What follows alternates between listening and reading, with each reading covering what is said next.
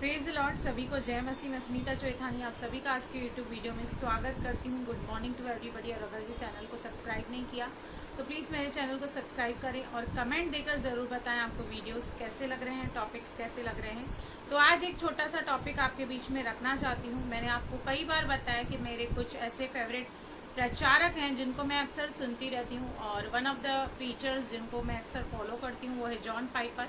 और John Piper जी से एक लड़की ने सवाल किया, एक सवाल उनके आगे रखा कि मैं प्रभु यीशु मसीह में अच्छे से बढ़ रही थी, मैं कलीसिया में सेवकाई भी कर रही थी, बहुत कुछ कर रही थी, लेकिन अचानक मेरे जीवन में एक लड़का आ गया, मेरा एक बॉयफ्रेंड आ गया जिसने मुझे प्रभु से तो दूर कर दिया, प्रभु की सेवकाई से भी दूर कर दिया, और आज मेरा पूरा जीवन बयाबान एक रेगिस्तान के समान हो गया है। तो अब मैं कैसे वापस जाऊं और कैसे जानूं कि प्रभु मुझसे नाराज नहीं है, वो मुझसे गुस्सा नहीं है। मुझे लगता है कि प्रभु अब टोटली मुझसे गुस्सा है, वो मुझे एक्सेप्ट नहीं करेंगे।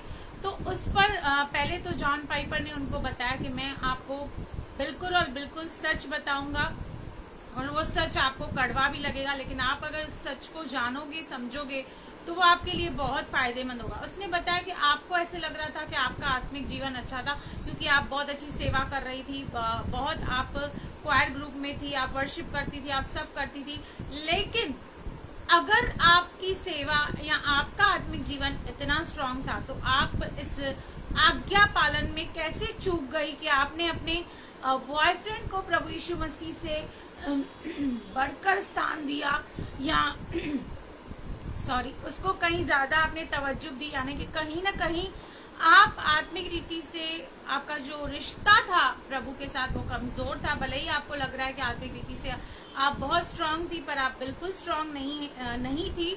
बल्कि अब जब आप ये रियलाइज कर रही हैं और वो व्यक्ति भी आपके जीवन में नहीं है, तो अब आपका जो रिश्ता प्रभु के साथ बनेगा वो बहुत स्ट्रांग बनेगा। और उन्होंने एक वचन कोट किया जो मेरे दिल को बहुत टच हो गया और मैं आपके साथ शेयर करना चाहती हूँ। वो है व्यवस्था विवरण 13 का पहला वचन।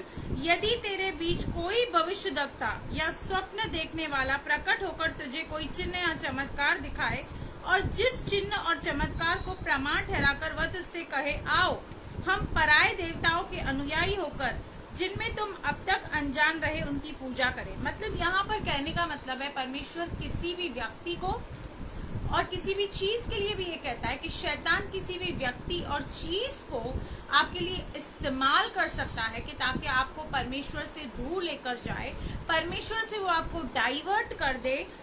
और आप क्या करेंगे, आप उस चिन्ह और चमत्कार को देखिए इतने फैसिनेट हो जाएंगे, इतने अट्रैक्शन में आ जाएंगे कि आप भी उसके पीछे पीछे चलेंगे। और यहाँ पर उन्होंने बताया कि जिस तरह से वो बॉयफ्रेंड तेरा तुझे कैसे चर्च से दूर लेके गया, कैसे प्रभु से दूर लेके गया, तो आगे उन्होंने बताया तब तुम उस भविष्यद्वक्ता या स्वप्न देखने वाले के वचन पर कभी कान न धरना, क्योंकि तुम्हारा परमेश्वर यहोवा तुम्हारी परीक्षा लेगा, जिससे यह जान ले कि जान ले मुझसे अपने सारे मन और सारे प्राण के साथ प्रेम रखते हो या नहीं।